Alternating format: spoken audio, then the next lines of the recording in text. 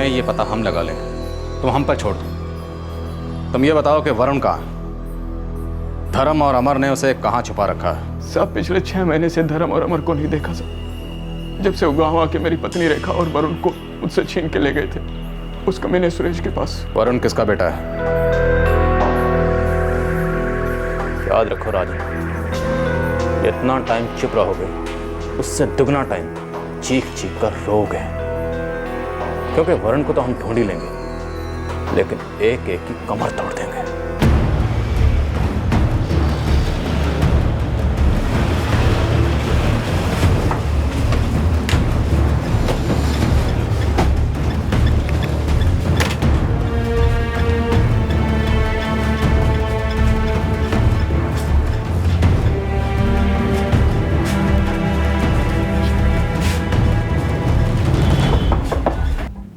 साहब सच ये है कि वरुण मेरा बेटा है, रेखा उसकी मां है और मैं रेखा का पति हूं। आप कुछ विशेष टिप्पणी करना चाहेंगी? आप ही बताइए, किसकी पत्नी हैं आप? वरुण किसका बेटा है? साहब मेरे बच्चे की जान खतरे में है। धर्म और अमर उसके साथ कुछ भी कर सकते हैं। मैं आपके आगे हाथ जोड़ता हूं, ये शादी वादी की बात हम बाद में भी कर सकते हैं। आप वरुण की जान बचा लीजिए।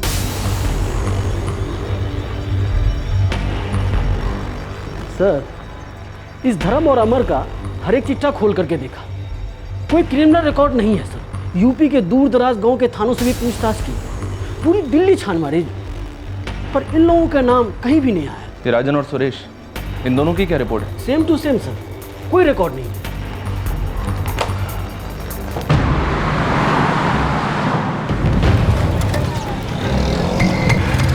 4 साल का बच्चा है, 3 दिन हो गए लापता है। साहब नागलोई गए? हाँ, 2 लोगों पर शक है, धर्म और उसका साला अमर। दोनों की उम्र यही कोई 20-25 साल के करीब होगी। साहब कभी नाम नहीं सुने इनके? हमने भी नहीं सुना है, कोई क्रिमिनल रिकॉर्ड भी नहीं है, इसलिए ढूंढना आसान नहीं होगा। साहब आसान काम होता तो आप लोग हम लोग को काम पर क्यों लगाते? आप टेंशन न लो साहब, सूंघ के निकालेंगे सालों को, चाहे जिस बिल में खुदे बैठे हो सकता है यूपी साइड में गया। अपना राडार ऑन रखो। साहब हमारे कुछ साथी हैं जो वहाँ की पुलिस की मदद करते हैं, हम उनके टच में रहेंगे साहब। एक बार बच्चा सही सलामत मिल जाए, इस सालों के खाल खींचता। चलो निकलो तुम लोग। ठीक है सर।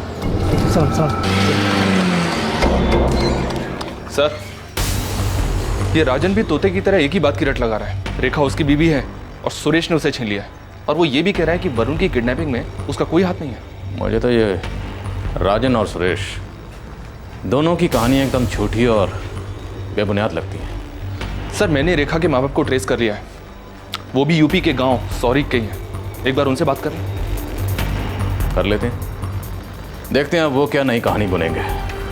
कहानियां कौन बना रहा था, सच कौन बोल रहा था? सच की तलाश में पुलिस के सामने एक से एक अंधी गलियां और टेढ़ी मेढ़ी पगडंडियां आ रही थी, लेकिन सबसे जरूरी और सबसे अर्जेंट बात थी 4 साल के वरुण को ढूंढ निकालना।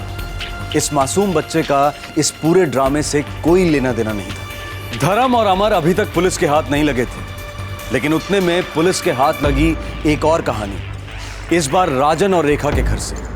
अब यह जानना था कि इस कहानी में कितना सच था और कितना झूठ।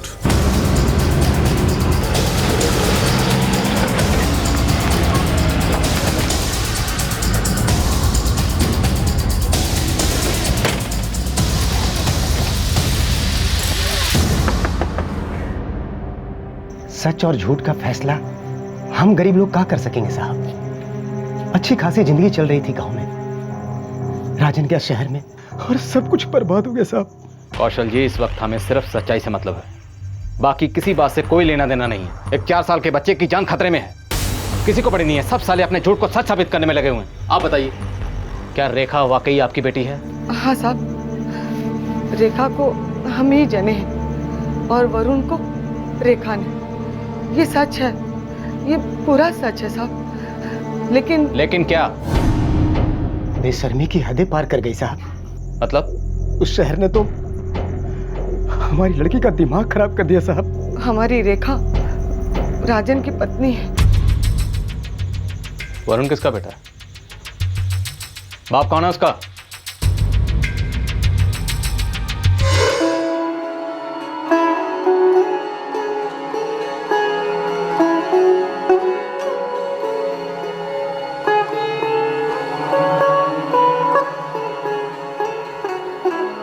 बेटा नांगलोई में सब ठीक चल रहा है ना? तुम्हारा कामकाज, रहने की जगह, सारा इंतजाम किया है ना? आप बेफिक्र रहिए बाबूजी, रेखा को कोई तकलीफ नहीं होगी। बेटा तुम नांगलोई में काम क्या करते हो? देखो लड़की का बाप हो ना, पता लगाना पड़ता है। मेरी बात का बुरा नहीं मानना। बुरा मानने की बात ही नहीं है बाबूजी। मैं मार्बल यानी संगमरमर का काम करता हूँ, सफाई, कटाई, घिसाई वगैरह 3 साल से कर रहा हूँ। कमाई भी ठीक ठाक है। एक कमरा है वहाँ, और मेरे सेठ की मेहरबानी है मुझ पे, उन्हें काम अच्छा लगता है मेरा। देखो बेटा, तुम दोनों जहाँ भी रहो खुशहाल रहो, यही हम भगवान से दुआ करते हैं। और हाँ बेटा, अगर रेखा से कोई गलती हो जाए तो उसे माफ कर देना।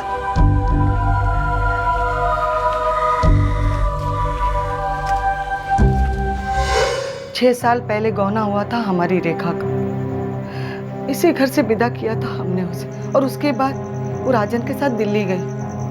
राजन और रेखा की शादी हमने बचपन में ही करा दी थी साहब।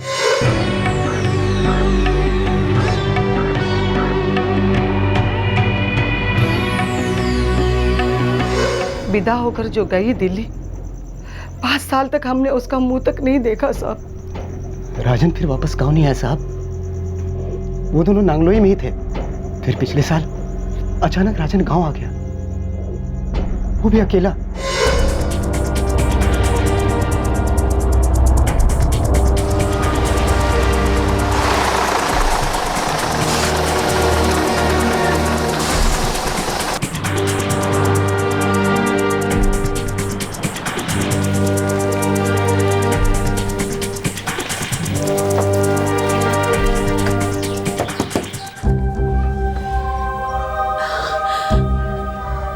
राजन,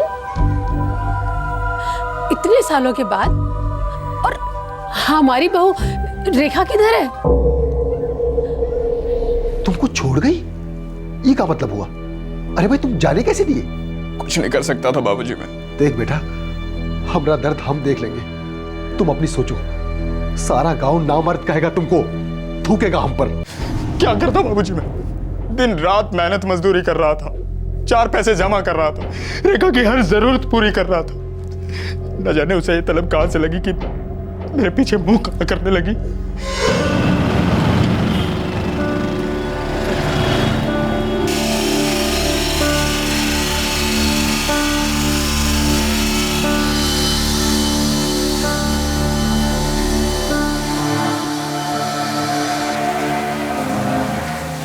अरे राजन।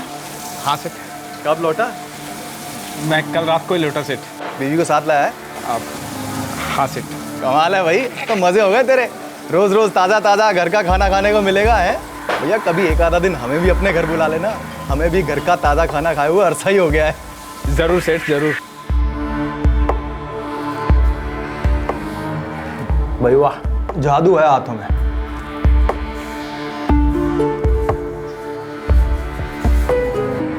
नाम क्या बताया? रेखा। बढ़िया है। हमने सुना भाई बचपन में ही तुमने शादी कर ली थी। ऐसा क्या पसंद आ गया हमारे राजन में? वो माँ बाबूजी ने पसंद किया था। बहुत बढ़िया किया उन्होंने। अरे हमें देख लो राजन, सबको संभालते संभालते, सबकी शादियां करवाते करवाते हमारी तो शादी की गाड़ी छूट गई भाई। नहीं सुरेश सेठ, अब मर्द की कोई उम्र थोड़ी ना जाती है शादी के लिए। आपने तो लोगों का इतना भला किया है सुरेश सेठ, आपको तो मतलब टॉप की लड़की मिलेगी, और देखिएगा जरूर मिलेगी। अच्छा, तो भाई दिला दो हमें भी अपनी रेखा जैसी बीवी, अभी शादी कर लेंगे।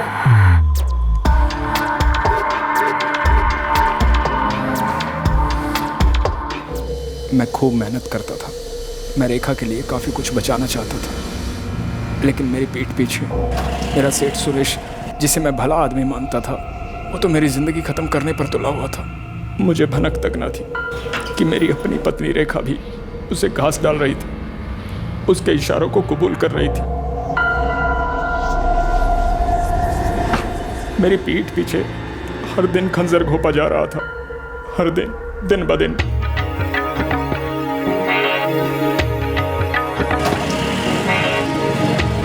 लेकिन मैं बेवकूफ़ की तरह भरोसे की पट्टी आंखों पर बांधकर काम कर रहा था। मुझे कुछ भी पता नहीं था, बिल्कुल अनजान था। जब मैं सामने होता हूँ रेखा मेरी खूब सेवा करती, ऐसा लगता उसके लिए मैं सब कुछ हूँ।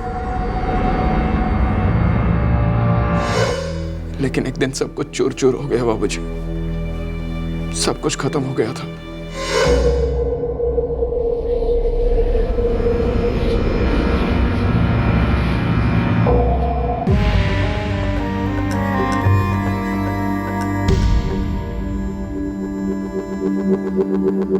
मैं समझ ही नहीं पाया रेखा कहाँ गई होगी, और फिर ऐसा धक्का बैठा जब पता चला कि वो सुरेश सेठ के साथ गई है।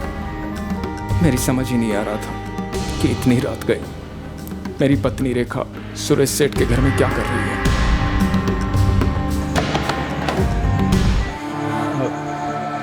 सुरेश सेठ, रेखा आई है यहाँ? हाँ।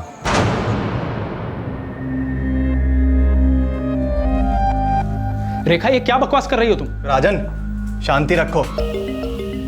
इसने फैसला लिया तुम्हें छोड़कर मेरे साथ रहने का, इसकी इज्जत करो। सुरेश सेठ वो कारीगर नहीं है जो कभी भी छोड़ के जाए, पत्नी है वो मेरी। अरे तुम्हारी शादी कोई शादी थी? बचपन में बांध दिया एक दूसरे को गुड्डे गुड्डी की तरह कच्चे बंधन के अंदर, उसे शादी कहते हैं? किसी ने पूछा था इसकी मर्जी को? अब इसके पास मौका है फैसला लेने का, तो इसने फैसला लिया मेरे साथ रहने का। सुरेश सेठ ये ज्यादा गलत कर रहे हैं आप मेरे साथ, मेरी जिंदगी के साथ खेल रहे हैं आप क्यों नहीं समझते?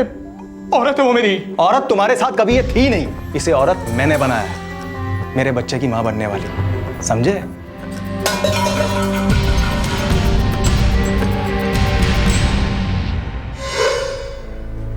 मैंने सुरेश सेठ को खून पसीना दिया, बदले में उसने मुझे रोटी दी, लेकिन मेरी इज्जत ले ली।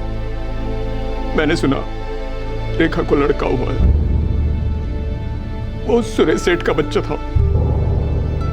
मैं क्या मुंह लेके लौटता बाबूजी, मैं टूट गया था। यार जो हुआ बुरा हुआ, लेकिन ये साली जिंदगी होती ऐसी है। अब भूल जाओ उसे, आगे की सोचो। हाँ भाई राजन, देखो अब एक बार को अगर बच्चा ना हुआ होता तो रेखा भाभी को वापस लाया जा सकता था, कुछ किया जा सकता, मगर अब तो कोई चांस ही नहीं है दोस्त। धर्म सही कहता है, भूल जाओ उसे। देखो यार राजन, तुम्हारी हालत अभी बहुत खस्ता है और हाथ में काम भी नहीं है। मेरी बात मानो, सीधा गांव चले जाओ और कुछ महीने रहो वहां पर और अपने आप को संभालो। हाँ, और फिर सोचो आगे क्या करना है जिंदगी में, समझे? मैं हार कर लौटा हूं बाबूजी, अब वापस लौटने की हिम्मत नहीं है मुझ में। अरे पगला गया है क्या? ऐसे कोई हारता है? बहू ने तुम्हारे साथ दगाबाजी की है, हमरे मुंह पे कालिक पोती है, वो तुम्हारी गुनहगार है बेटा। ऐसे नहीं जाने दे सकते उसे, ऐसे नहीं जाने दे सकते। राजन, ये क्या बोल रहे हो? रेखा का 3 साल का बेटा है और वो तुम्हारा नहीं है? समधी जी, ये अनर्थ हुआ है। 7 फेरे लगवाए अग्नि के सामने और बहू ने उस आग पर पानी फेर दिया, सब कुछ खत्म कर दिया। हम दोनों को तमाचा मारा है और हमने बेटे को तोड़ दिया है। समधी जी, मेरी बेटी ने गलती की है तो उसे ही वो गलती सुधारनी पड़ेगी। रेखा राजन की पत्नी है और राजन की ही पत्नी रहेगी। साहब, रेखा की हरकत ने पूरे गांव में और हमारी बिरादरी में शर्म से हमारा सर हमेशा के लिए झुका दिया साहब। इसलिए हम सीधे नांगलोई गए और उसे वापस गांव ले आए।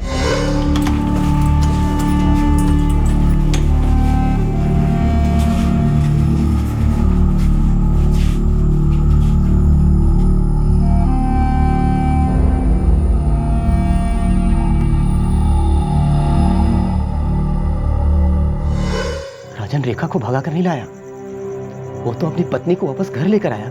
वरुण, सुरेश का खून है। हाँ साहब, लेकिन हम वरुण को राजन का बेटा समझकर ही अपना लिए। आखिर वो तो हमारी बेटी रेखा का ही खून है ना। गांव में हम किसी को पता चलने नहीं दे साहब कि शहर में क्या कांड हुआ था। गांव में सभी जानते हैं कि वरुण राजन का ही बेटा है। फिर साहब, रेखा ने अपनी गलती मान ली थी, तब से वो यहाँ आराम और बड़े प्यार से रह रही थी। फिर उस सुरेश ने 2 बदमाशों को भेजा, वो धर्म और अमर को।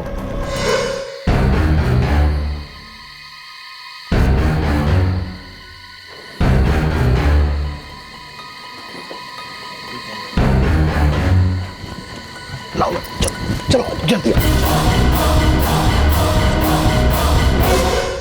6 महीने ठीक से रहने के बाद एक बार रेखा फिर से हमारे मुंह पे तमाचा मार के चली गई साहब। अब की बार तो हमारे पास करने को कुछ था भी नहीं, कोई चारा ही नहीं था साहब। लेकिन हमको वरुण के अपहरण के बारे में कुछ मालूम नहीं है साहब। हाँ साहब, ये नौटंकी सारा सुरेश का ही होगा। उसी ने हमारे बच्चे के साथ कुछ किया होगा और दोस्त दूसरे के सिर पे मरने के चक्कर में होगा। उस पर भरोसा नहीं किया जा सकता साहब।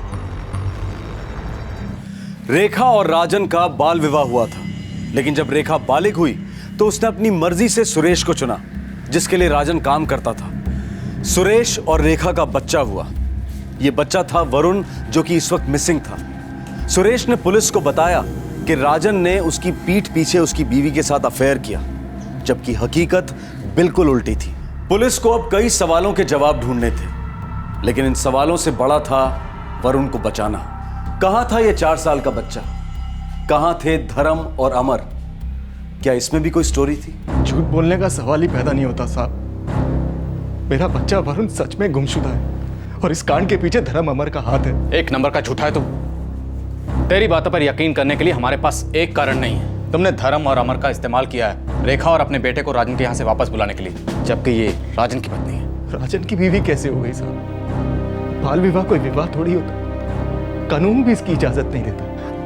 वरुण मेरा खून है और रेखा उसकी माँ है, ये सच है। तुमने राजन के साथ विश्वासघात किया है, धोखा दिया तुमने उसे। मुझे सिर्फ इतना पता है साहब कि मुझे रेखा से प्यार हो गया और रेखा को भी मुझसे प्यार हो गया। आप चाहे तो रेखा से पूछ सकते हैं। हाँ, मैंने रेखा से शादी नहीं की क्योंकि राजन का इससे तलाक नहीं हुआ, लेकिन राजन का और इसका विवाह भी तो जायज नहीं है। लेकिन वरुण मेरा अपना खून है, मेरी औलाद है, मैंने उसको जी जान से पाला है। बस मैं वो 20,000 जो धर्म और अमर को बोले थे नहीं दे सका, लेकिन इसकी सजा मेरा बेटा वरुण क्यों भुगते? तुमने भेजा था ना धर्म और अमर को राजन के यहाँ से इसे और अपने बेटे को वापस बुलाने के लिए। उन्हें इस क्रिमिनल एक्टिविटी के लिए तुमने ही बढ़ावा दिया है। साहब मैं मानता हूँ मुझसे ये गलती हुई, मैं उनको पैसे दे दूंगा, लेकिन मेरी गलती की सजा मेरा बेटा वरुण क्यों भुगते? साहब वो वरुण के साथ कुछ भी कर सकते हैं, मेरे बेटे को बचा लीजिए।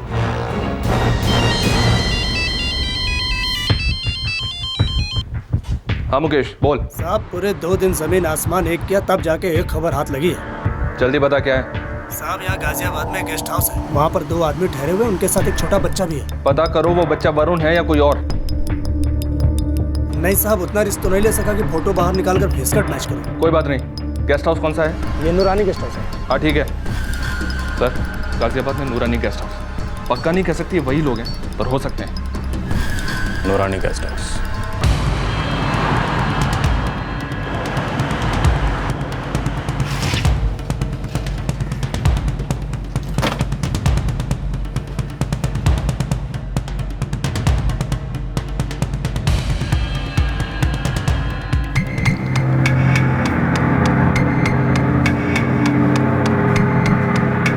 जी हुजूर, यही बच्चा है।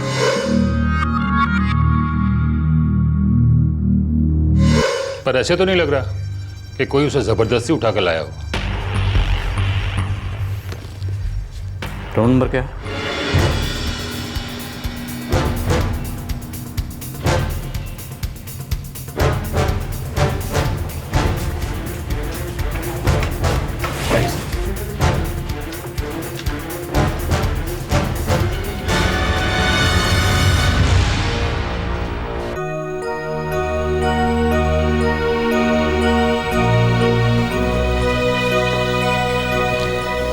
बेटा, आपको अपनी मम्मी के पास जाना है? हाँ।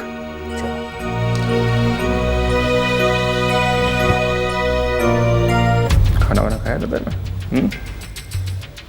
जनाब 4 दिन पहले इन लोगों ने चेक इन किया था। इस बच्चे के साथ 2 लोग और भी हैं।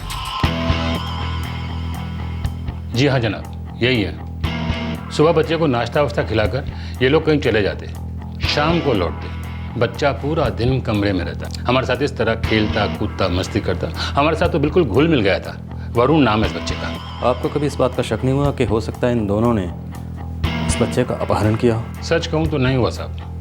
बच्चा इस कदर आराम और मस्ती में था और उन लोगों के साथ इतना घुल मिल गया था कि लगता था कि एक उसका बाप है और दूसरा कोई करीबी रिश्तेदार या फिर कोई दोस्त।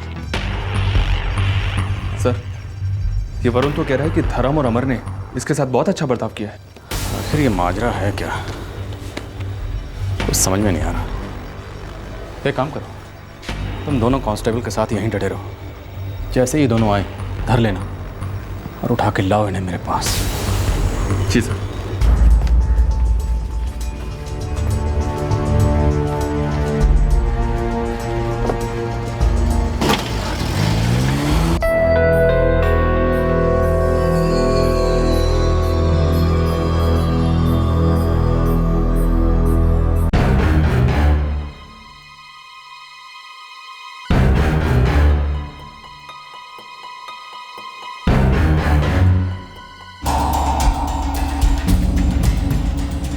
धर्म, अमर, अलग अलग कहानियों के बाद ऐसा लग रहा था कि अब इस कहानी में एक और जबरदस्त ट्विस्ट आने वाला है, लेकिन नहीं।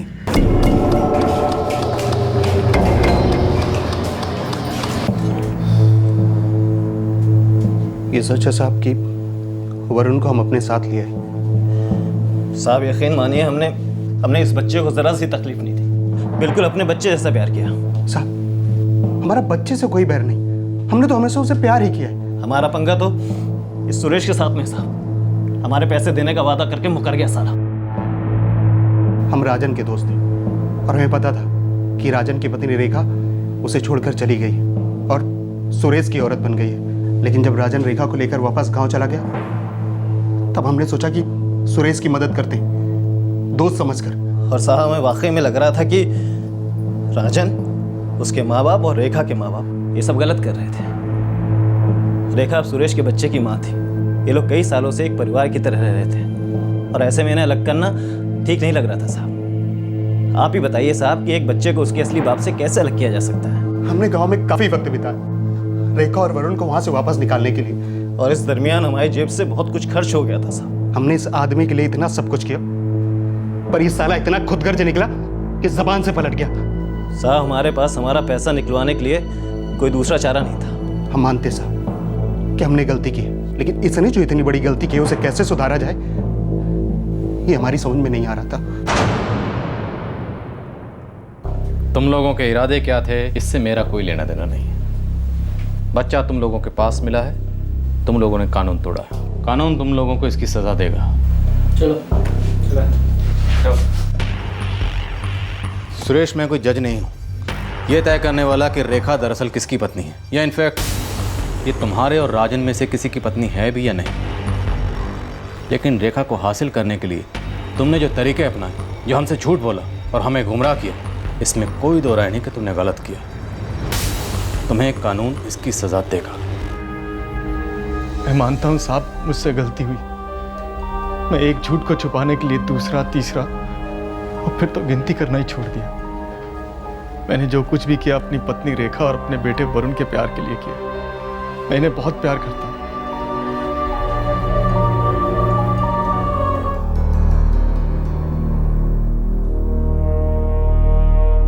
राजन, तुम निर्दोष हो, तुमने कुछ गलत नहीं किया, लेकिन शायद तुम्हारे माता पिता ने तुम्हारा बाल विवाह करके गलती की थी।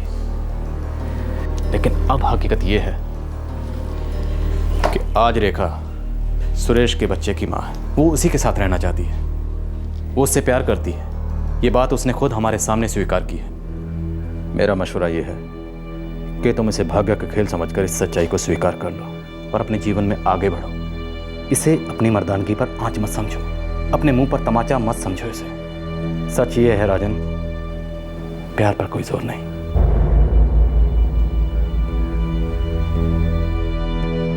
एक आदमी सोचता है कि उसने एक नैतिक गलती की है और उसे छुपाने के लिए वो झूठ का एक जाल बुनता है, पर आखिरकार इस जाल में से सच सामने आ ही जाता है। लेकिन इस केस से एक सच जो सामने आया है वो सबसे ज्यादा चिंताजनक है, और वो है बाल विवाह का सच। ये दकियानूसी और पिछड़ी हुई प्रथा हमारे देश में बैंड है, कानूनन जुर्म है। लेकिन एक और कटु सत्य ये है कि हमारे देश की संवैधानिक कानून व्यवस्था को चैलेंज करने वाली ऐसी कई निजी अदालतें हैं जो हमारे गांव में सक्रिय हैं, और इन्हीं की वजह से आज की तारीख में भी बाल विवाह प्रचलित है। इस केस में रेखा को बेवफा या दगाबाज कहना बहुत आसान होगा। कुछ लोग कहेंगे कि उसने राजन जैसे भले आदमी के साथ विश्वासघात किया, और राजन वाकई में अच्छा इंसान था। लेकिन क्या रेखा का कोई अधिकार नहीं? क्या उसके साथ ज्यादती नहीं हुई थी? किसी ने उसकी मर्जी को ख्याल में रखा ही नहीं था। उसे एक ऐसी उम्र में शादी के रिश्ते में बांध दिया गया था जब उसे रिश्तों का मतलब भी नहीं पता था, जो कि मूलभूत मानव अधिकारों के खिलाफ है। क्राइम पेट्रोल अपने इस मंच से बाल विवाह प्रथा के खिलाफ अपनी आवाज बुलंद कर रहा है। आज के इस केस में पीड़ित रेखा ने इस प्रथा के खिलाफ एक कदम उठाया। हम आशा करते हैं कि बाल विवाह के शिकार स्त्री और पुरुष सामने आकर इस रिश्ते को नकारें और इस प्रथा को खत्म करने में अपना योगदान दें। आने वाले एपिसोड्स में हम आपको ऐसे और कई केसेस दिखाएंगे जहां पर खाप और पिछड़ी हुई पंचायतों के बेतुके फतवों का विरोध किया गया है, जहां युवाओं ने समय के साथ चलकर हमारे देश के संविधान को मजबूत किया है। ये लड़ाई आसान किसी भी एंगल से नहीं है। ये लड़ाई दो भारतों के बीच है। एक वो भारत जो संविधान को सबसे आगे रखकर एक प्रगतिशील और उदारवादी समाज की कल्पना करता है, और एक वो भारत जहां जातियों के ठेकेदार वोट बैंक पॉलिटिक्स को अपना हथियार बनाकर पिछड़ेपन को पनपने देने में अपनी पूरी ताकत लगा देते हैं। वक्त आ गया है कि इन पिछड़ी हुई प्रथाओं को बढ़ावा देने वाली ताकतों के साथ इन्हें गैर कानूनी मानने वाली हमारी पार्लियामेंट और अदालतें सख्ती से पेश आएं और इनके फैसलों को अदालत की तौहीन, कंटेम्प्ट ऑफ कोर्ट करार दें। आपसे फिर मुलाकात होगी क्राइम पेट्रोल दस्तक के एक और एपिसोड में।